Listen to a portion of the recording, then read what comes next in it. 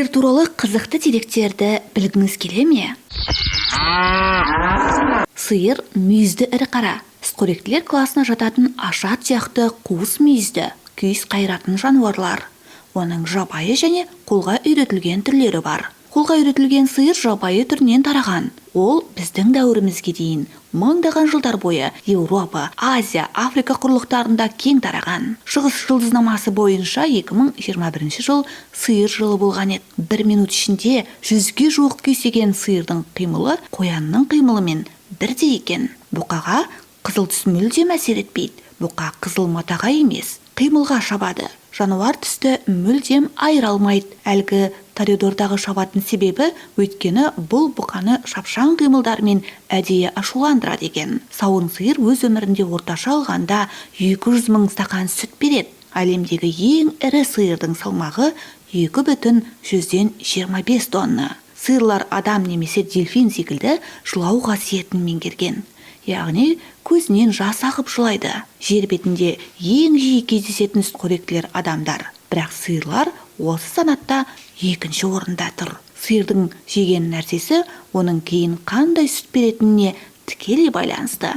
Яғни не берсең, соны сауып аласың. Сиырлар орташа алғанда 20 жылдай өмір сүреді. Бірақ одан көп өмір сүретіндері де жоқ емес. Ал бұқалар азырақ 15 жылдай. Әлемде тіршілік ететін сиырлардың жалпы салмағы бүкіл адамдардың салмағынан 3 есе артық. Сиырлар қоршаған ортаға автомобильдерге қарағанда көбірек зиян тигізеді. Оның көңімен шектен шығаратын газы ғаламшарымызға шамамен 18% үлес жылыжай әсерін қосады. Зоологтардың айтуынша бұл тіршілік иелері 11 түрлі интонациямен мөңірей алады. Сиыр ғаламшарымыздың магнит өрісінің сызықтары бойында орналасып жатып тынығады.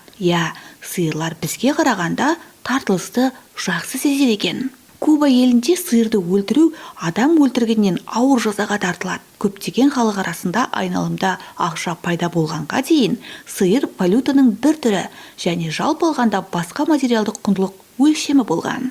Бір табын сиыр шамамен 50 сиыр делік. Тәулігіне 1 тонна сүт береді. Сиырға ат қоюға болады.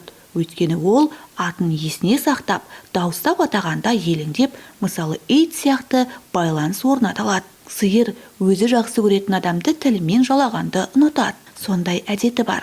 Сиырдың көру қабілеті барынша жақсы. Ол қожайынын танып, түрін есіне сақтай алады екен. Негізі сиыр бұзауын 3 жасқа дейін емізеді. Сиырдың көзі айналасын толық және жан-жақты көруді қамтамасыз етеді.